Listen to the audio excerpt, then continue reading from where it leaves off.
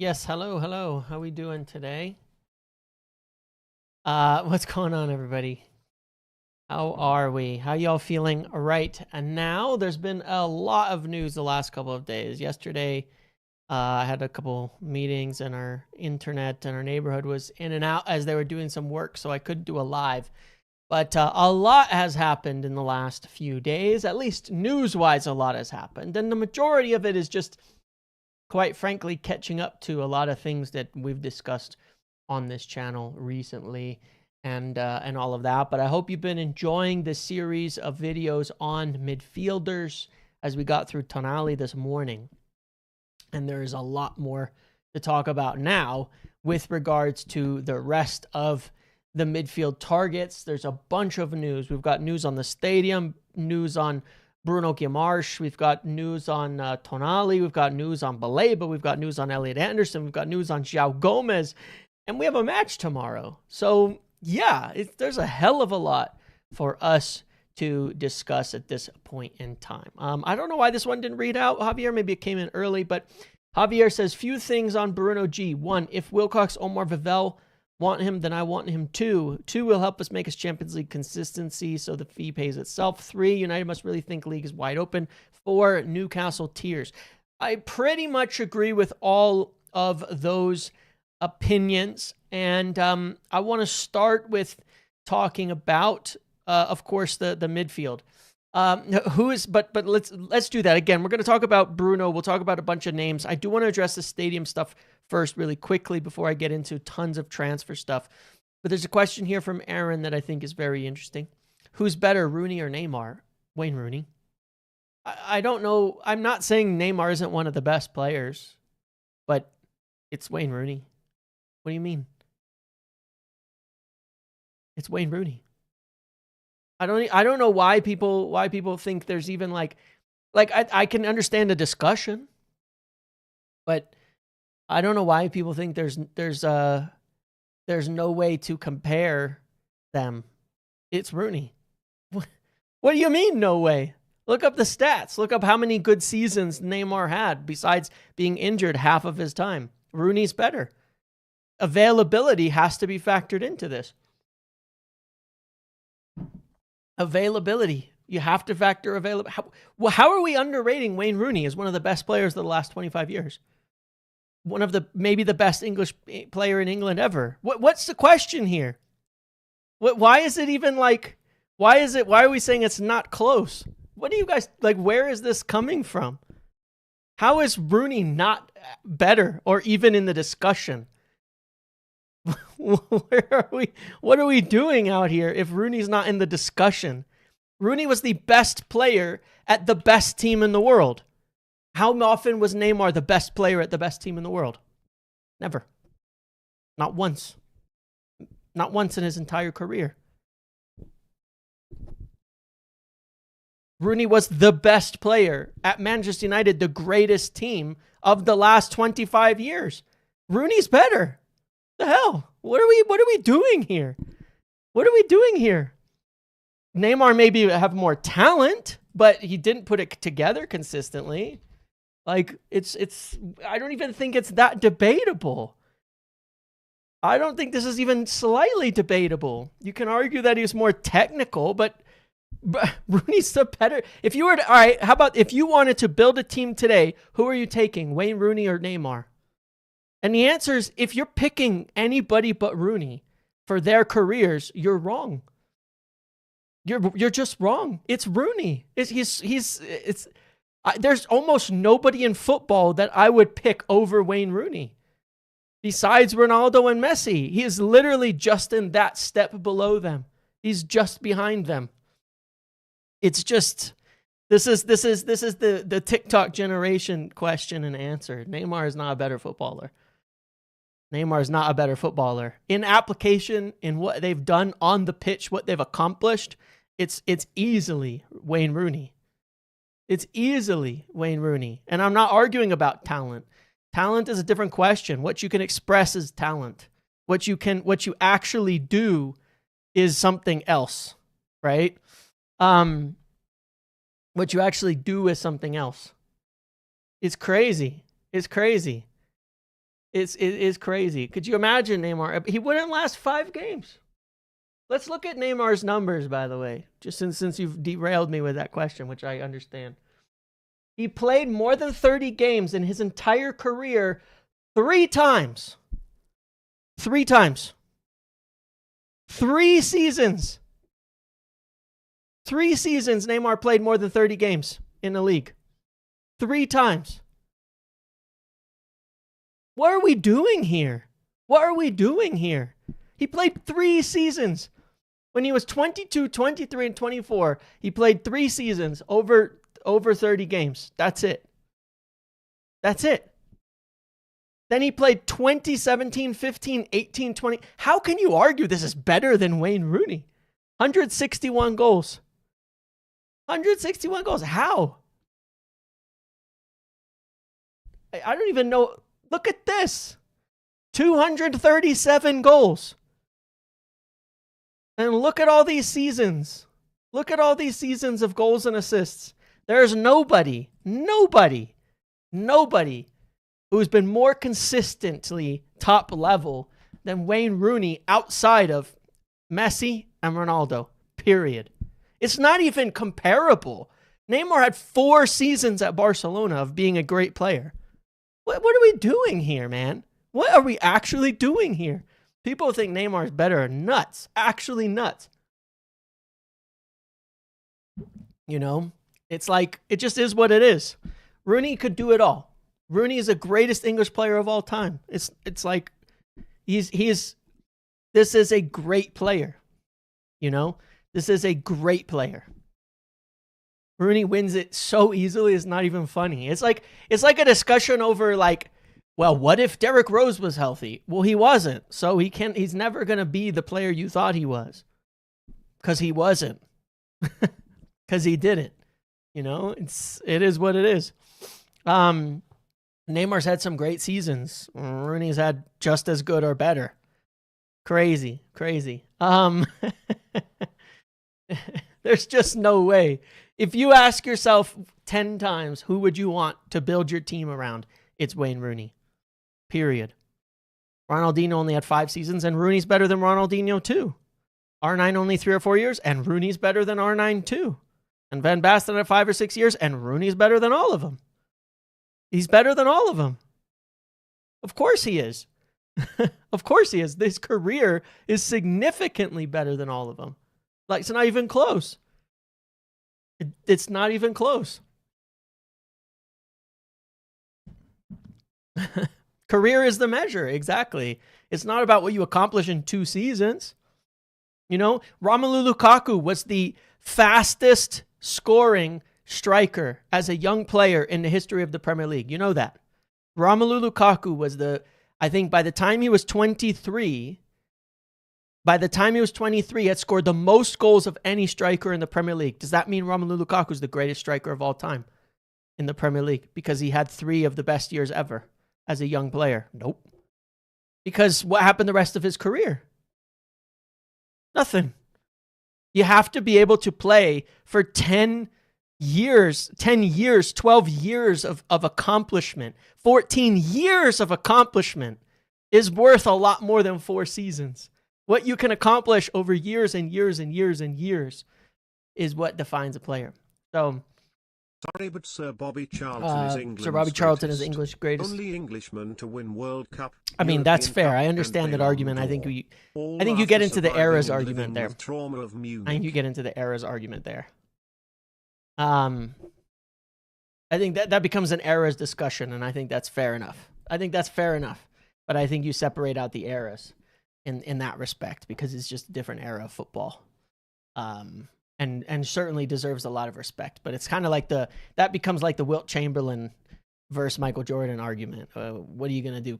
How are you going to compare them? It's just different eras and you split it up. You know, but yeah, you're talking about better. You have to consider career because otherwise what's better? What's better in terms of a career? What does better mean? How are you going to define better in that sense? Where are you going to take that definition from? Because I bet if you asked a ton of people, they would take Wayne Rooney's, treble winning seasons, where he's putting in 20 plus goals and assists and playing 30, 40 games and scoring in huge moments and doing it all over anything that Neymar has accomplished. That's the truth. And if you take it all, fair enough. Neymar is probably one of the best talents of all time, for sure. No doubt about that. One of the best talents of all time. Rooney did a lot more. Simple as that. You can't make an argument that Neymar did more and accomplished more. You just can't. I mean, he went to PSG to play in a one-team league for 8 of his seasons of his career. He only spent 4 at Barcelona. If he had stayed at Barcelona in an actually competitive spirit, winning Champions Leagues and doing all of that, it would be much more impressive. Be much more impressive, but it's not. Is Haaland better than Neymar? I mean, I don't know. Maybe. By the end of their careers. Maybe. Mbappe, maybe. By the end of their careers. I don't know. I don't know. Yeah. It is TikTok brain for sure. Rooney has one of the best careers of all time. Of anyone in history. But let's move on. Let's move on from that. Let's move on from that. Either way, into what we were supposed to discuss. Today. Let's start with the stadium, in fact, because we have quite a lot of stuff to discuss. First and foremost, there was a piece that kind of came out yesterday talking about how United plan to submit their planning application in the next 12 to 18 months. They have a land agreement by summer. Talks have started with construction firms aimed to hit the ground running. Now, if you've been, again, following this channel and listening to videos for a while, you know that I mentioned, I think it was back in December, maybe even October 1st, about United meeting with as many as 3 construction companies at the time that have continued to keep updates on. Now, it's an interesting situation here because in general, we've got, the stadium thing is sort of hurry up and slow down routinely in terms of what we're hearing. What we're talking about now seemingly is that, one, Colette Rocha speaking in Cannes and saying that, that they'll have the Freightliner done in the next couple of months. The land for the Freightliner done in the next couple of months, quite specifically. What that means, I really, really don't know how they're accomplishing that, where the money is coming from. Obviously, the council that was established in January enables them to force the sale of that. But I don't know where that money is coming from or how they're going to pay for it. And nobody does at this stage, in this point in time. As I've said before, one, they have had meetings with investors and potential partners, but whether there's anything in the works on like that in terms of finalizing, nobody knows. In terms of whether there'll be an agreement to change the ownership status, the ownership situation, the ownership status quo, it's likely going to be a necessity that situation changes for the stadium to get done in terms of funding, in terms of being able to afford it. So certainly I could see a world where there's some sort of adaptation there. But obviously the financing is the biggest issue.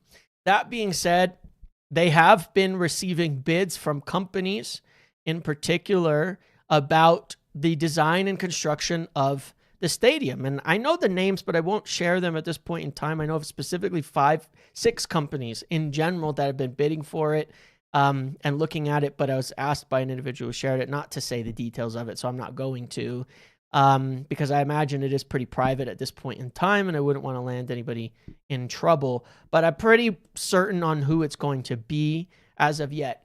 So given that knowledge, it's a real interesting situation because you have to look at it and go, well, they're getting bids from construction companies. They're getting bids from the designs. And that's when they select one. That's when they work the full plans out. They coordinate with the council. And then you get those months to go forward and actually put those plans down.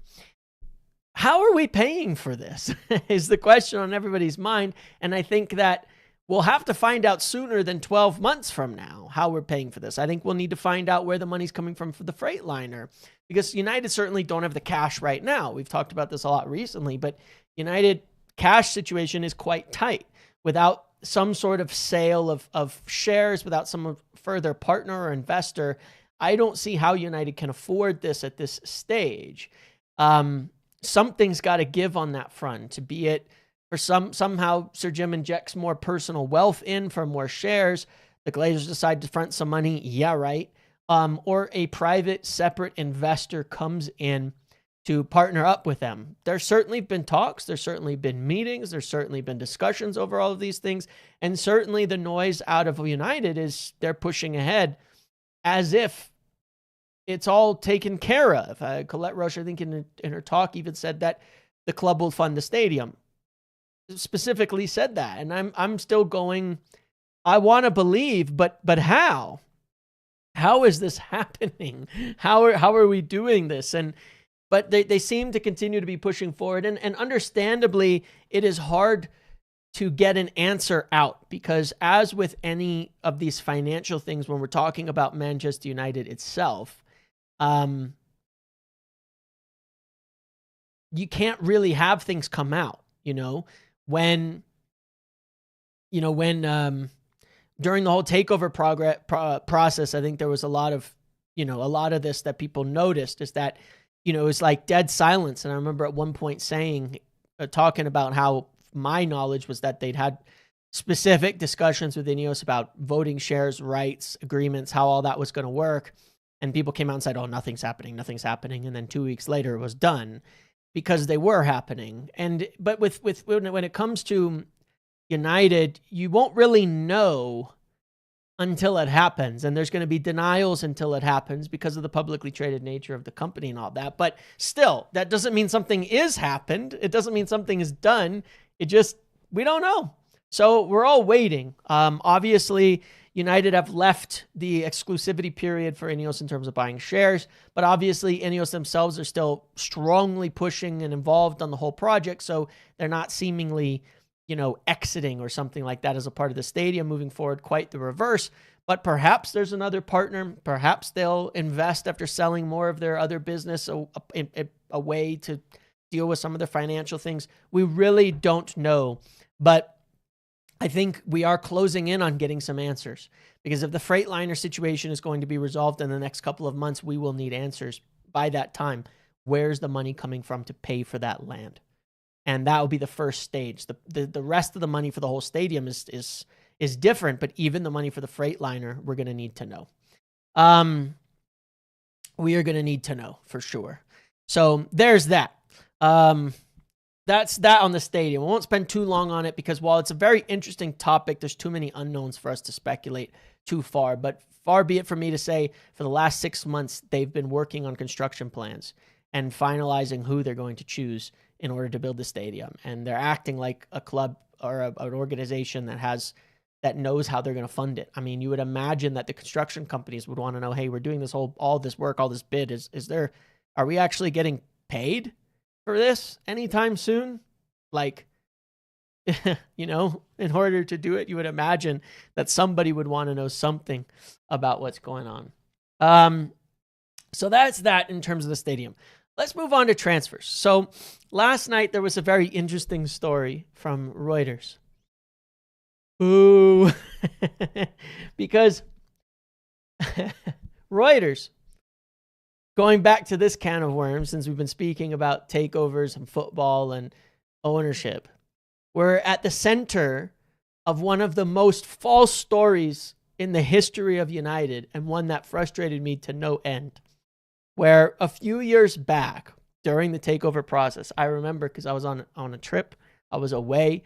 It was a very emotional, very heated time. The fighting over who was going to get it, and as people know, Ineos still here, obviously. I always insisted my knowledge of the situation was that Ineos would be winning the race, that they were well ahead, and that there were serious doubts over the whole Qatar bid from the off. But I remember being away after being pretty positive and sharing this, and Reuters writing an exclusive that United were negotiating exclusivity with Qatar and Sheikh Jassim. This was false.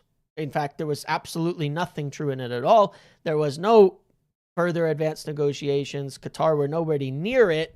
And Ineos were well ahead of the race at that point and pretty much already a sure thing to get it, and ended up winning it, obviously, as we know, at that point in time. But it was never really anywhere near Qatar getting it. They had no deal agreed. They had nothing. There was nothing there. And there wasn't even an exclusivity period that was in the end agreed upon. Ineos just kept working with the Glazers behind the scenes and eventually got it done.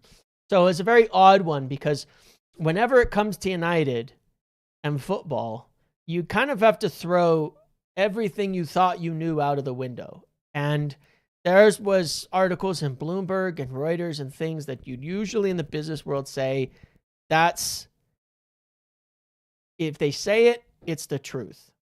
But when it comes to United and it comes to football, it ain't. And it just isn't. So the story last night was that United were in advanced talks with to sign Bruno G, but that the interest of Real Madrid could threaten this. This is not really the case. United have made contact with representatives of Bruno G. They do have an interest in him. They do have him on their list. However, at this stage, there are no advanced talks from a club-to-club standpoint with anybody over a deal to get done, as far as I'm aware. And for the most part, it's more chatty, agenty type of noise. There's a story that comes today from ESPN Brazil that is quite a bit more accurate on this, which says a transfer of Bruno G is possible only if Manchester United is willing to pay 75 to 80 million euros. That seems a little low to me. The discussions are not at an advanced stage at this time, and that's pretty much it. And I think really a lot of what's going on here is that, Bruno G and his people are surely playing a bit for a move. And that doesn't mean we couldn't sign him. That doesn't mean Bruno G isn't a player we would look at. It doesn't mean he's not of interest, and it doesn't mean it couldn't happen. It also certainly doesn't mean we may not have spoken to his agent, but that's a different story. There's differences in terms of how these deals happen and how these situations occur. It may well be, we've certainly checked in with him, but when you read the story as presented in such a way that, actually Madrid are very interested and that could stop the move, it's very clearly his agent making a market for the player to engineer a way out of Newcastle. A lot of the players at Newcastle are certainly going to be disappointed by the fact that they joined that they joined Newcastle on the premise of climbing, and Newcastle have seemingly reached their ceiling and are falling out of the elite bracket and falling out of Champions League and falling out of all of these teams. And a lot of them are actually trying to lead. And that's a bit of an issue for sure, but he's looking to get out, and that's really where the story comes from. I tell you every single time, every year we have this discussion, I tell you that come March, we're going to get story after story after story after story, and you've got to take them and understand them and pull them back a little bit and say, whoa, what's going on? In February, in March, and right around this time, United are firming up their shortlist. What that means, calling agents. What's your situation? Are you looking to leave your club? What kind of fee do you believe it take? How much money do you need to move? Would you be open to coming to United? What are the terms that would result in that? Is there another club involved in the talks for you? Asking all these questions, defining them, and building out who they're going to get. So that's essentially where things are at and why you're getting a lot of these stories. And so it doesn't mean that they're not real. Doesn't mean that they're not targets. It doesn't mean that they're not of interest. And the next 24 days after Bournemouth, we're going to get more, exactly. And we'll get more on the coaches, and we'll get more on the players, and we'll start to define things a little bit more. But Bruno G is a very, very interesting one, and I think it gives us some to talk about. I will be doing a video on him as well, as I've done on some of the others. I've done Anderson, Baleba, Wharton, Tonali, Kamavinga. I want to say I've done all of those already I've certainly got a list of 4 or 5 more to do, as well as Michael Carrick, as well as center backs and others. And I'll be doing that during the break. But he's an interesting name. He's a very, very interesting name because, of course, he's a very good player. Now, at the same time, just the other day, Midfield, who we kind of know as links to, have heard that Manchester United is seriously working on a move for Sandro Tonali, and the Italian midfielder is apparently quite open to a move to Manchester. The club have been keeping tabs on him for a long time. Would he be a good signing? So we're getting a lot of different noise about these two Newcastle midfielders. But they and certainly, again, because both are essentially probably wanting to leave United, leave Newcastle for the real United. They're probably wanting out. And it's going to be an interesting one. Newcastle certainly are going to have to sell. Newcastle are certainly going to have to raise some money this summer and lose some players as they leave. Could you imagine a midfield of Bruno Gomes, Bruno Fernandes, and Mateus Fernandes, where we can go Bruno Fernandes as our midfield? That would be pretty crazy. No, but anyway, he's an interesting player. But the thing that I want to say is that there's an interest in both, and I think certainly United are, of course, keeping an eye on alternatives to Elliot Anderson. That story is not finished. I don't know why we're again, we don't need to walk away from it. Certainly I think they're more likely to be alternatives to each other than necessarily together, as I think it would be hard to get a lot of these deals together done.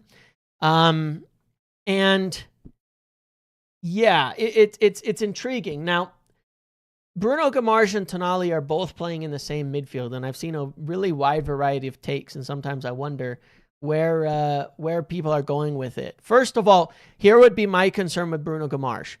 He's not a 6. I don't know why people keep saying he's a 6. In fact, he plays more forward than any of the other midfielders in that Newcastle midfield, but it is pretty much a flat 3. So it's a little hard to judge them. You got to look at the traits and qualities that they have. Tonali, also not a 6. Nobody's a 6 in that Newcastle midfield if you actually want to break it down. None of them are 6s. None of them are sitters. None of them are guys who are going to sit deep in front of the back line and shield the defense, distribute the ball from deep, and help you out of those tight press points. In fact, both Tonali and Bruno Gomes are better as you get them more forward. And that's not necessarily dissimilar to Elliot Anderson. We're talking about players that probably thrive in a box-to-box role where they're allowed to get into advanced positions and play make and things like that. Positioning any of them as the 6 in a holding role would be chopping their balls off, essentially, and cutting them down to a very limited role compared to what they actually offer, to be honest. I think it would be a huge mistake, but I don't think that's the plan. Clearly, United this summer have 2 different sort of targets, which is a bit of this box-to-box attacker who thrives more going forward, and another one who's a bit more holding and has a bit better traits for playing from deeper. So again, I would suggest there are more potentially alternatives for Elliot Anderson, having the 3 of them, in that kind of situation. So that's what I would expect from this in terms of looking at it. And of course, United have to have alternatives to Elliot Anderson, because while that story is not done, that story is not written, and that deal is not finished in any sense, it's obviously quite possible that United miss out and they need alternative targets. But you've got to look at different traits and things like that. And I did the video on Tonali this morning, and if you take a look at him compared to Bruno Gomes, neither of them showed up particularly well in terms of defending. Now, they're all about average, and that's because Newcastle play in this flat 3 where everybody's kind of doing the defensive work together. So unless we're moving to a flat 3, then you're probably not putting these players all in the same spot. Behind Bruno Fernandes, I don't think you could get away with like Bruno Gomes and Kobe. I don't think that's nearly enough defending. I don't think that's nearly enough, of the work that needs to be there behind those guys, behind Bruno Fernandes. And obviously Bruno Fernandes is the full intention for him to stay. Bruno Gomes is, for me, a better player than Sandro Tonali. I think he gets does a lot more in going forward. The stats back that up too. I think he's a more creative player. If you look at him positionally, like I say, he's not a 6. I really don't know where this comes from. He is an attacking midfielder by trade, playing much further forward on the pitch. If you look at like recent games, let's just pick one from here. Like, what am I looking for? Was he not played for a bit? He's been injured, right? If you pick like recent games, certainly he's all over the place in this game. But you kind of put them together. I guess Tonali didn't play in this one, which makes it kind of irritating. He's all over the place, defending, offending, but this is offending. But this is essentially Newcastle. It's just a big mixture of profiles and things like that as well. So, yeah, Kabi has to be rotation. That makes sense. And they're all mostly 8s, but I think that you need enough defending in the team in order to make that make sense. If you look at the from a passing standpoint, this is progressive actions per 90 and progressive passes adjusted by possession. Bruno Gomes is pretty good. He's showing up in the upper half of this. Where you look at Tonali, he's a little lower. So, I think both are good players when you're getting them towards the final third and into more advanced positions, but you really don't want to have them sit deep and all of that. So that makes for an interesting question, because how do you really balance the squad? Because not only do we definitely need a 6, but we also need an advanced midfielder. And I would say that I tend to agree. Someone like Bruno Gomes or Tonali, for me, probably is more the guy you're putting over Kabi for now and rotating them with than the guy you're partnering next to Kabi for now. But the idea being you can mix and match a lot of profiles. And I think in the long term, Kabi is an 8-10, and you got to partner him more with, again, in a bit more of a flat midfield to make it work best in that sense. So I think that's kind of the idea.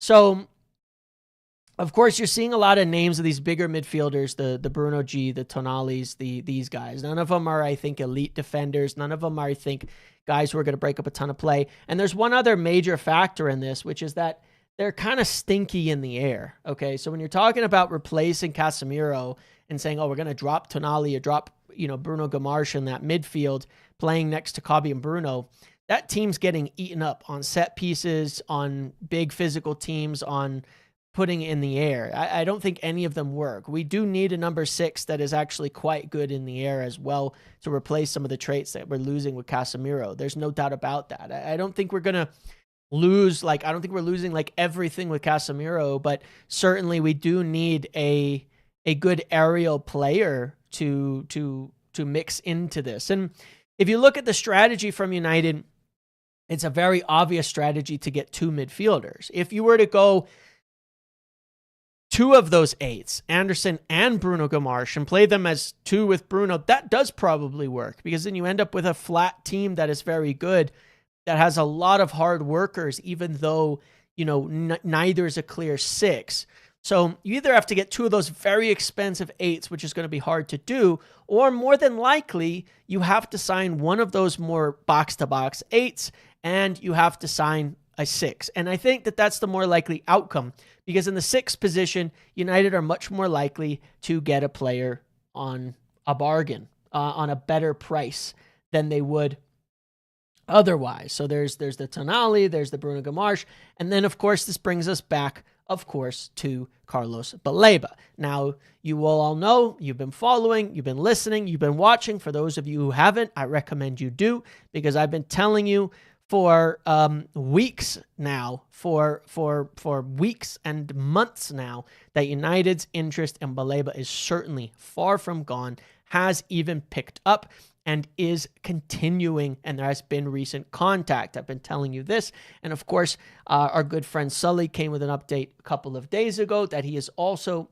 heard, as well, I guess yesterday morning, that Manchester United have held talks with Carlos Baleba's representatives as early as last month, with the club still rating him highly despite recent form. There's also a story from Sami Mokbel at the BBC right now that came out today, which maintains that United made contact via intermediaries for Baleba very recently. I've told you this, that this is the case and that our interest remains and that we've continued, and that at this point in time, I would still potentially see that he could be still the leading candidate for the summer. One of the strategies that I could see United doing is saying, look, you give us the right place for Baleba, we'll buy him first before everybody else. Get a 6 in the door, gives us time to go and get our other targets, to not get over leveraged on our other targets, but it's important that United get a good price and a good fee. Similar to how we did with Cunha last summer, where we went and got him right at the beginning of summer at a good price. Yes, it was a release clause, but we got it done. And that gave us the time to work through the rest of the deals without being desperate, to get one signing in. Baleba fills potentially a very big gap in that midfield. If Brighton don't come down on price, let me make this clear. If Brighton do not come down on price, that deal is not going to happen. It is very much predicated on the basis that they will come down in price, or that they should. Let's not say will, because it's an assumption. Let's say it's predicated on the idea that they should come down in price, that there is a fair market value for Baleba, and it's not 80, 90, or 100 million. It's not near that. The price needs to reflect what exactly it should for him. That price needs to reflect that. So I think we have to keep that in mind in terms of coming up this summer. Baleba in first as a midfielder, as a 6, as a more defensive, strong player. I recommend you watch the video that I did on him. Certainly he's had a tough season, but there are still elite traits that he has from a defensive standpoint, and even statistically elite stats that he has from a defensive standpoint. But can you coax more? But United, obviously, the price has to reflect the concerns that you have. Now, other potential names, I still think we should think about, of course, Camavinga and consider that. Someone mentioned there, Andy Mitten was hinting at it in the United We Stand. Now, I don't want people to be posting a bunch of stuff and talking about a bunch of stuff from a purchased paywalled thing, because of course that is Andy Mitten's magazine and livelihood and all of that.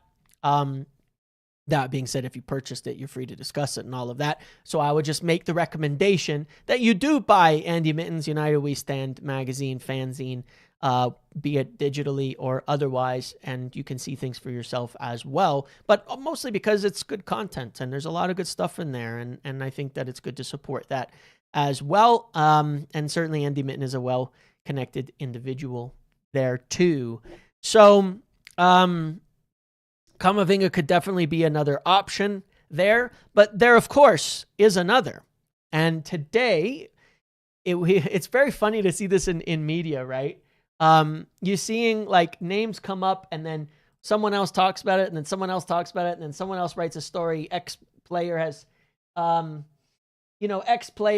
been added to the list, and all of that. And the latest one is, of course, Joao Gomez, a player that I love, that a lot of people in the chat, I think, really love as well, that a lot of people in this community, I think, have come to appreciate over the course of the season, because he's been really, really good for Wolves. And he's been great this season, and he's really underrated. We know this, but he's been one of those names that's floating out there that sometimes some journalists mention him, some don't. But today, I think Rich Fay at the MEN, I want to get that right, so I credit the right person for saying it, just because, not that it wasn't an exclusive, they're not the first person to say it, but there was an article this morning. New midfield target, another has been added to the short list. Tyrone Marshall, sorry, Rich Fay used to be there, I believe, but Tyrone Marshall, senior Manchester football writer at MEN, who's well-sourced, and the MEN guys have good writers now. Somebody's left, and I feel a lot better about crediting them and talking about them since then. But he says they're Manchester United are planning on signing 2 midfielders this summer, and they've looked at numerous options in the Premier League. And it says Manchester United their website still sucks, are monitoring Wolves' Joao Gomez as they plot an overhaul of the midfield. Gomez is expected to leave. His recent displays have caught the eyes. He's been impressive. etc. United are among other clubs expected to ramp up. He'll be available for transfer. We're looking for 2. Elliot Anderson, retain an interest in Baleba. Adam Wharton, Alex Scott. It's the other names that we know. But anyways, it's good to see more people talking for me about Joao Gomez, because Gomez, I think, would be a brilliant, brilliant player. If you don't get a bargain price on Baleba, Joao Gomez for 40 million or so as a 6, sign me up. Like, it not as your only signing, but as a second signing, in addition to a really good 8, is fantastic. And if you sell Ugarte and move him on, as we have the story that'll likely go, which has been the case for some time, getting Gomez as well as a third midfielder, so you have a backup and rotational 6 and another player in there, would be some of the best business I think United could do this summer as well. Joao Gomez is really, really good. He's done really well against Premier League opposition time and time and time again. So I think that, he would be a really great player to bring in. As long as you're also bringing in a really good number 8 to kind of play with. And then ideally you're buying 3 with Gomez in the mix so that he's a player who can play a lot. Because I don't know that Gomez will be I don't know if his ceiling is Premier League winning 6. But as a rotation player, I think you'd be hard pressed to find better. And we certainly need it, for playing 60 games. A guy to start 20 games and rotate in another 25. Gomez is perfect. I think it's one of the best values you could get. Ideally, of course, you're still going big on somebody else. So, an Ugarte for Gomez swap in addition to the other players you're buying would, I think, be really brilliant. I think it'd be absolutely brilliant. So I'm very encouraged to see Joao Gomez, more discussion over Joao Gomez, because I think he's an exceptional player. In value for money, I'm not saying he's like the best midfielder of all time, but he's quite strong on so many different fronts. I just want to pull something up here. Like this is as like that number 6 destroyer you'd want to partner. He's one of the best dual winners, and he's very, very good on the ball, right? That's what he's giving you. He wins a lot of the ball back, carries it forwards well, is a competent passer, but he's not going to be the guy, breaking the lines and getting the ball way forward. Let me go back to one other thing, because when we were looking at a lot of the measures, and obviously I will do a video on Joao Gomez as well. He's certainly one of the names I want to do a video on, so people hopefully appreciate what he does. Let's go here. This is a really, really good stat to illustrate it. Joao Gomez, when you look at duels 1 per 90, highest in the entire Premier League. Okay, highest in the entire Premier League, and that's playing a lot of minutes. That's significant contributions. And in terms of duels 1 percentage, he's quite high as well, right there next to Elliot Anderson. So a brilliant. I think he's a really, really, really good player. Limitations: size. Not a big player. Again, that's why I think makes him majority a squad type player, but he's really, really competent in the duel and winning the ball and breaking up play, destroying, and he's good on it as well. I think that's always the important part when you're looking at like carrying the ball. Find that in addition to duels 1, like being efficient with your ability to win the ball, but also to what you do once you have it, I think is important. I don't know if dribbles is the right word here, to be quite honest, because it's not necessarily about. You can see he's pretty competent on the dribble success rate, above average, but I think I was more looking for offensive duels 1. Maybe it was that. Again, above average. So he's pretty much above average at a lot of things on the ball.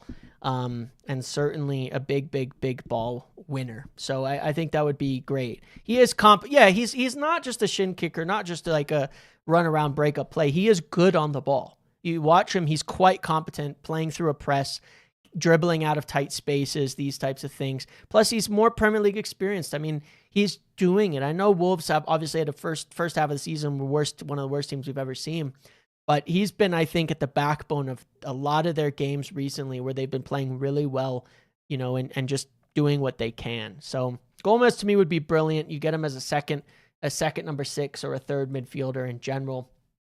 I think that would be absolutely genius. So I would love to see that. Then there was this interesting story. Okay. And we've talked about this name in the past, and I'm curious if the discussion about wingers is switching over to a discussion about fullbacks. We've kind of said it's been a bit more like United need a left-sided player now than it is specifically like United want a winger or a fullback. I don't know, but this is a name I've mentioned a few times as well, which is Nathaniel Brown. There's a story in here, but that says that United are in the mix to sign him. They're open to a sale, indicating would demand 60 million euros. And Scouts Attending, which is a real account, by the way, that has information, says, surprised Christopher Michel didn't mention this after speaking to the MUFC scout at Eintracht game on Saturday. So United's scout has been present watching. Brown has been being watched for a good 6 months now. Very interesting player statistically. When you look at the comparison to him, he actually compares best to Ahmad. We have minutes for Ahmad at fullback, just to be clear. He compares quite a lot to Ahmad in a similar style of player. He's actually a strong dueler, but he's not going to go he's not like defensive beast. He's not as much a passer as he is getting the ball up the pitch, bombing forward, running up and down the pitch very quickly. He's very, very much an attacking and offensive fullback. Far and away, 100%. If you're signing Nathaniel Brown, you're thinking, that's my fullback on the left. I want bombing up and down the pitch, to create chances and do all of that. He's that guy, and he's only 22 years old, athletic, fast. I haven't watched enough of him to say, could he be a winger? He's probably a wing back, but could he also play at winger? And you put Dorgu at the back four? I have no idea. Similar to how Frimpong has, of course, kind of done that, where he was a fullback, but it was in a back five, so he's played winger and he's played fullback. Brown might fall in the same kind of category. Hopefully he's better than Frimpong, but less injured would be good. But an interesting player I'd be very curious to see if United end up pushing forward for, because I think that he's really, really good. I think the talk over Diouf has been overstated a little bit as well for some other people too. So yeah, that's another interesting name that we have to continue. That was on our list. That was on our spreadsheet, was on our PowerPoint presentation video on all the big transfer lists. And so far, everything's starting to align with what we had there. The more likely targets, the maybe less likely targets. So far, it's working. So far, that was a pretty damn accurate video, and everything that's coming out is kind of starting to confirm. But yeah, I would really love Brown.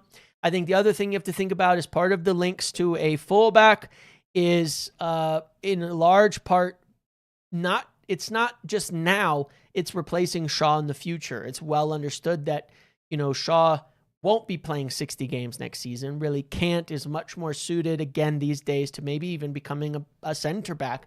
Even in a 4, maybe he'll be a center back in the long term rather than a fullback.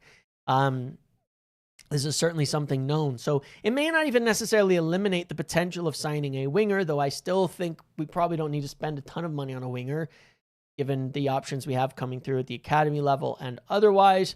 But having Dorgu and Brown as fullbacks who can also potentially flex into other positions would be great squad planning for the future. I mean, if you want to look at an interesting sort of shift in football these days, what fullback doesn't play other positions? A lot of them go into the midfield. A lot of them go into the winger positions. A lot of them go into the back line. And I mean, Gareth Bale, as an example, of course, of a player who started fully as a fullback and became a winger. It's a flex position. It always kind of has been.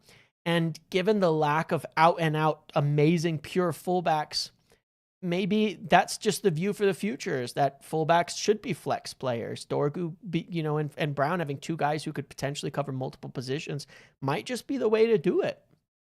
I can see the sense in that. I don't know if we'll spend that much. Like, I certainly don't think we'll spend that much on a fullback and a lot on a winger. I think some of it's still going to come down to what happens with Patrick Dorgu after the break, when he returns, where does he play, how does he play, does he play, and all of that. So that's still a question that's up in the air without a final answer on it. One thing that we should have a final answer on is we need a center back. As I said last week, the word of Lissandro then was going to be back after the next one. I told you he wasn't. He was not going to be back for Bournemouth. When he was ruled out for the game at the weekend, the prior weekend, I told you he would not be back for Bournemouth either. And he's out. Unfortunately, it's just the case. This little injury turns into a big one and turns into longer and turns into longer. Carrick as well acknowledging that De Ligt is frankly no closer to returning. We have no idea when he's going to be back or whether he will play football again this season. We have a serious problem on our hands at center back, and it isn't just an opinion anymore. It's an objective fact that United need a center back this summer. They must get a center back. It's a requirement. It would be, to me, as bad as passing up a goalkeeper if we had done so, where you can just step back and look and say, we do not have reliable players to play 60 games. We just don't have it. It's not there. So that's a situation that we'll have to think about moving forward to add to it. And certainly we're going to need money to spend on all of this. One more article that came out today from Sami Mokbel to BBC talking about hello number 6 inside United's hunt. The acquisition of a new central midfielder is viewed as the priority. Elliot Anderson, Baleba, Wharton, Tonali. Again, not really breaking news on that front, but just further confirmations of the main names. Champions League is a crucial element, but it remains a lure, but this and that. Then there's who's going to take it.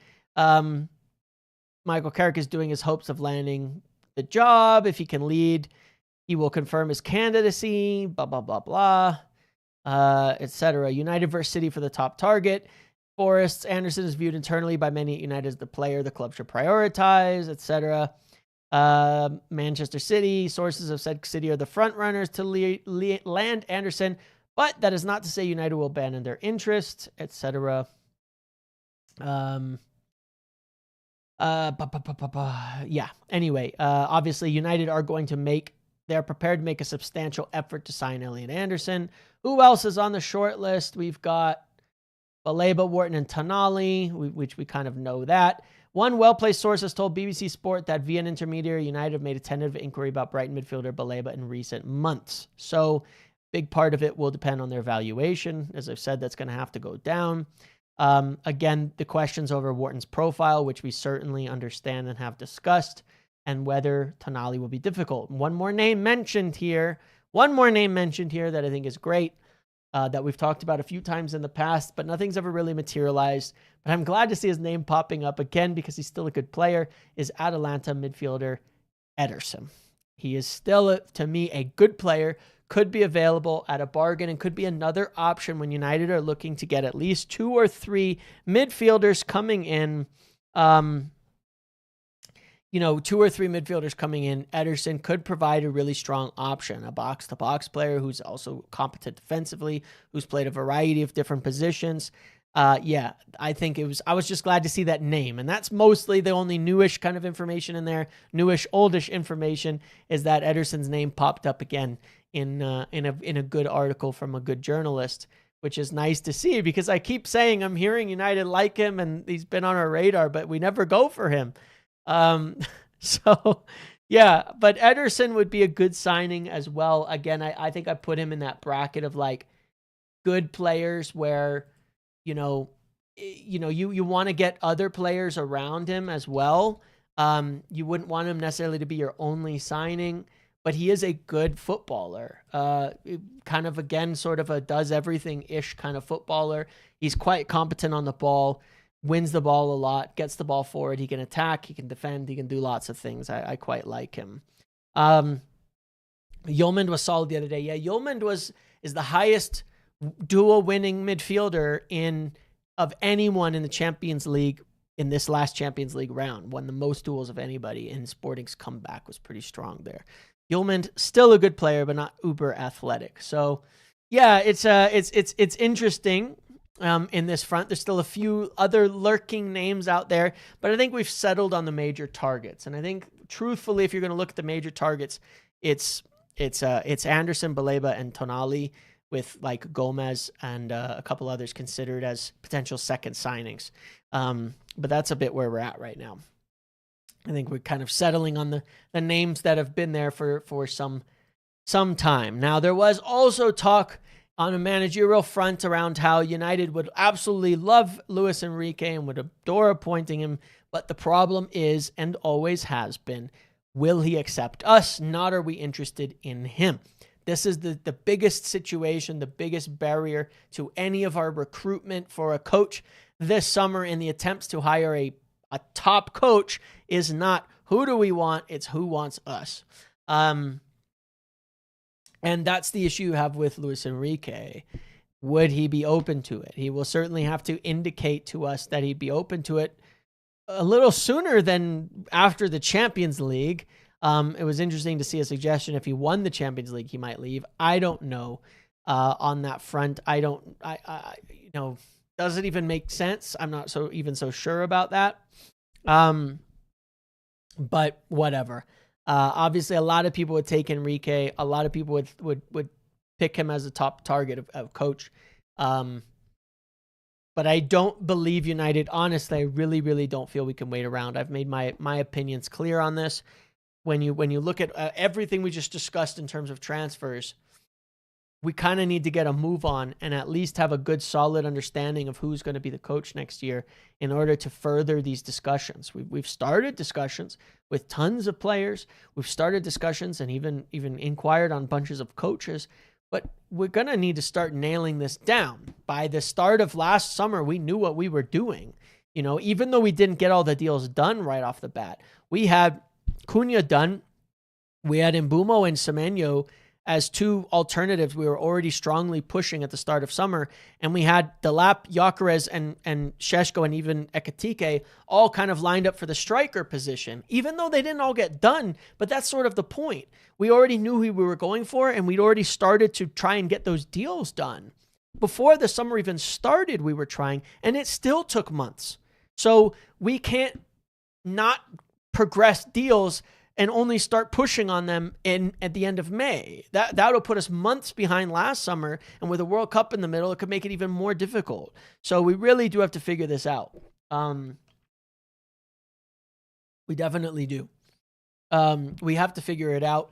That's why I still think it might end up just being Michael Carrick, and in some sense, I think that's not a bad call. I think in some sense, it's, to me, as simple as it allows us to do what we need to do right now and stabilize the team. And we'll see, based on rebuilding it, can we play better football or not? And then based on that, decide whether we're moving for a manager again in the future. So that's the questions. That's where we're at. Hard to know beyond that. And then finally, we have a game tomorrow, a big game, a big game. We do have a big game tomorrow against Bournemouth. We have a tough game against Bournemouth. They've given us trouble in recent times. We've certainly had some difficulty dealing with them. To a degree, it's because they're a little bit like Newcastle light. They run a lot. They work hard a lot. They do a lot. And,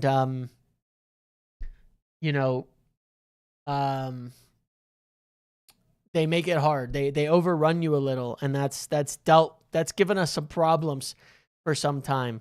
And that tends to be why we're not consistently able to get results against them. But that being said, it's everybody's kind of, you look at the Premier League and there's a lot of teams that are just probably stumbling over the line.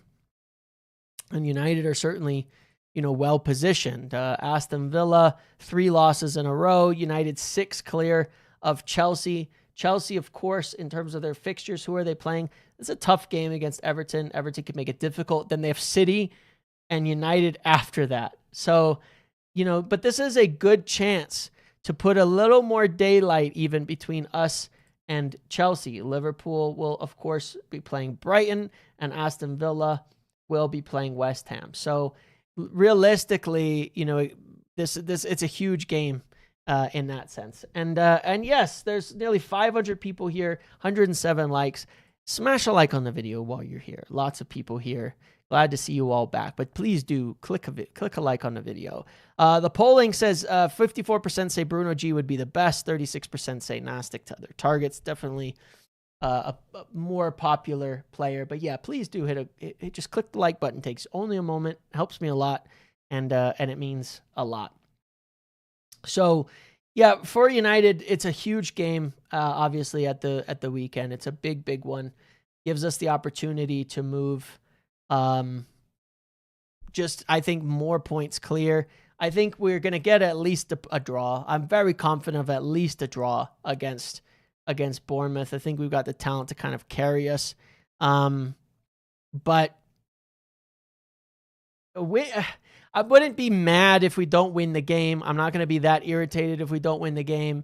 I think other teams are going to continue dropping points, and it's going to be, and we'll still have some daylight in between us at that point in time. But obviously, I think a win here sets us up really big for this next break to sort things out and to solve things.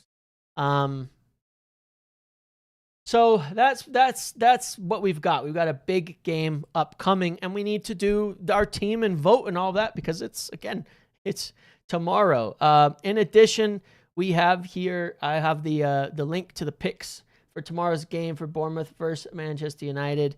There, I'm going through all these picks, under 3 goals, no score over. I'm essentially going for a 2-1 win for United with Šeško providing the winner. I think it's going to be tight, but I think United will get the win in the end anyway. The link below is to that, and obviously I'll be live over on BigUp to watch the game as well. Tomorrow we'll be live here beforehand. We'll be live here afterwards. But it's time to do lineups.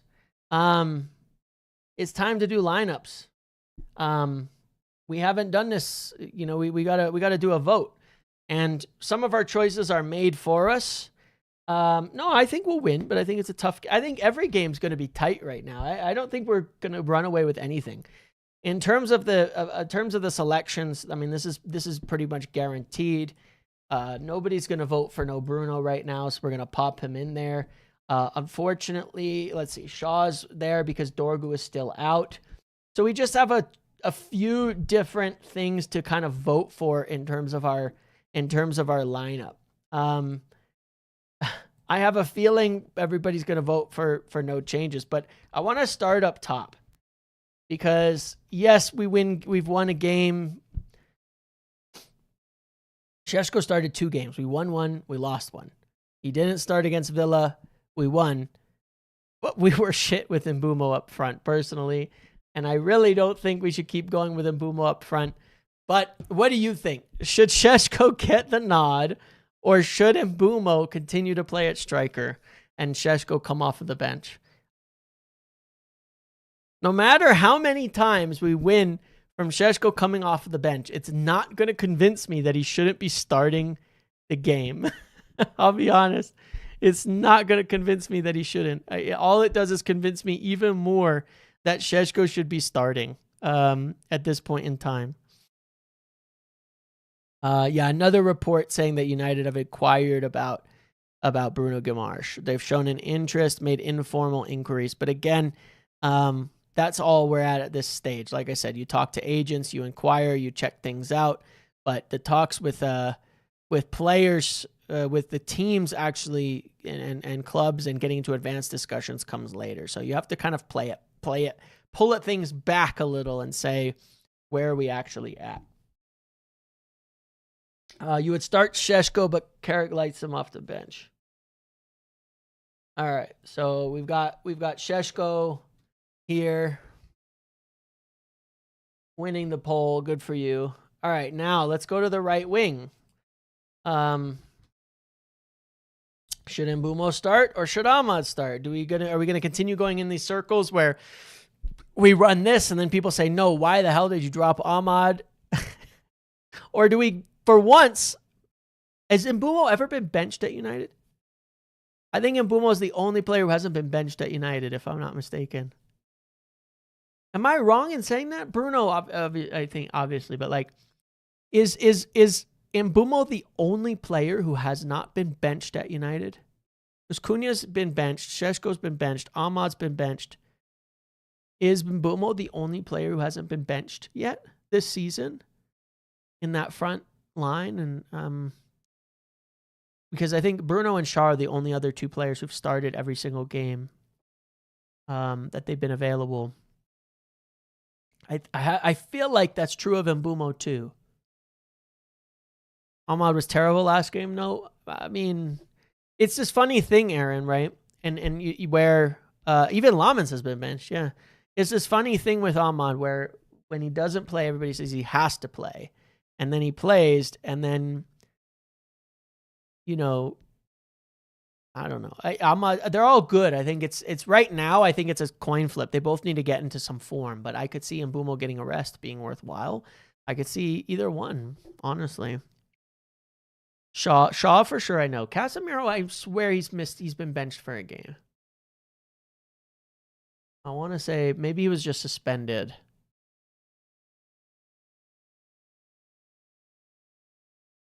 No. Yeah. I don't know. Maybe he was only being suspended. All right, so Ahmad's. People want to see Ahmad. People want to see Ahmad today. I assume that Cunha is a shoo-in for everybody, right?